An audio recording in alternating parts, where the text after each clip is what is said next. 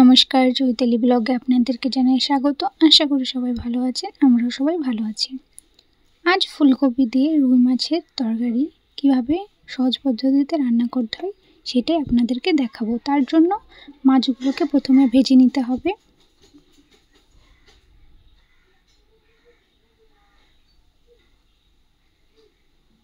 একইভাবে বাকি মাছগুলোও ভেজে নেব।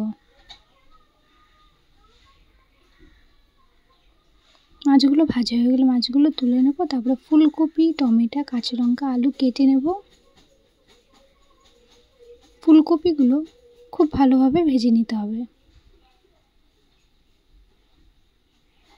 তারপরে লবণ, হলুদ দিয়ে বেশ কিছুক্ষণ নাড়িয়ে চাড়িয়ে নিতে হবে।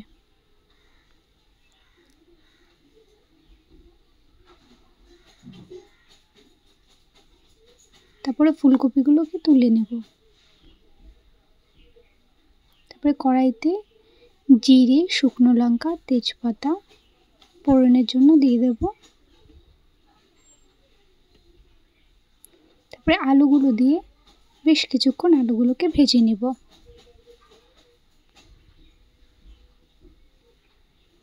আলুগুলো ভাজা হয়ে গেলে তার মধ্যে দিয়ে দেব টমেটো, লবণ, হলুদ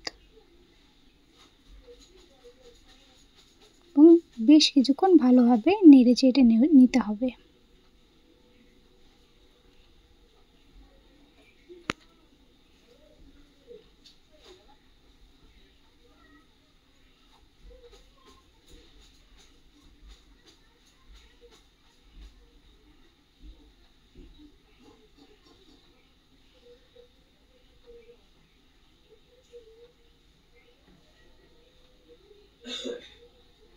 তারপরে তার মধ্যে দিয়ে দেবো কাঁচা লঙ্কা, দিয়ে বেশ কিছুক্ষণ নেড়ে চেড়ে নিতে হবে।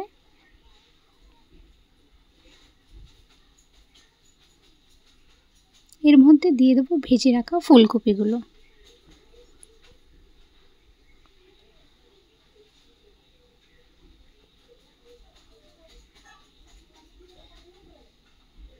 তারপর বেশ কিছুক্ষণ ভালোভাবে কষিয়ে নিতে হবে।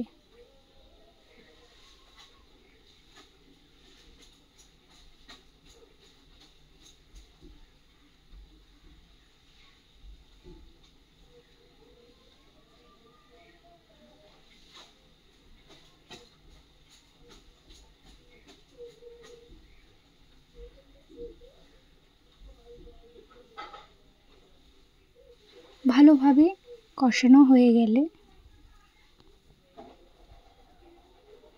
তার মধ্যে কিছু পরিমাণ জল দিয়ে দেব।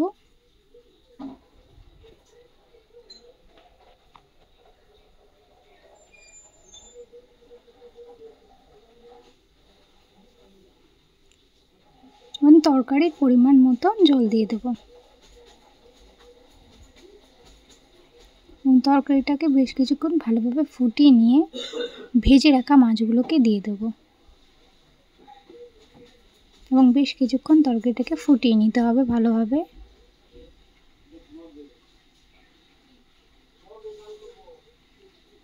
তারপর জিরের গুঁড়ো দিয়ে আমরা ফুলকপির তরকারিটাকে নামিয়ে নেব। ভিডিওটা যদি ভালো লাগে একটা লাইক, কমেন্ট, চ্যানেলটা সাবস্ক্রাইব করে পাশে থাকবেন। ধন্যবাদ।